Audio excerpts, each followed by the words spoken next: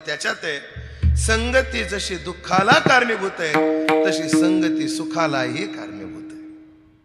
विष चांगलं का वाईट? अवले सोपा प्रश्न आहे. विष चांगलं का वाईट? हा, वाईट.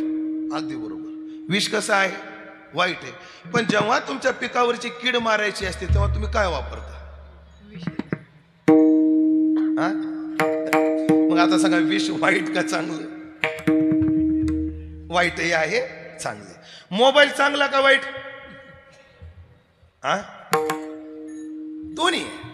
उपयोग केला तर चांगला आहे आणि नाही उपयोग केला तर वाईट. साप चांगला का वाईट? साप चांगला का वाईट? त्याला हाताळता नाही आलं तर वाईट, आणि जर हाताळता आलं तर जो साप पाहून आम्ही घाबरून पळतो तोच साप गारुड्याच्या उपजीविकेचं साधन बनतो. खरे का खोटे? त्याला काय आलं? त्यांना हाताळता आलं. हाताळता आलं. घटना कोणतेही घ्या, त्याचे दोन अंग असतात. तसं संगतीचे दोन अंग आहेत. पतन, उद्धार, संघाचा महिमा.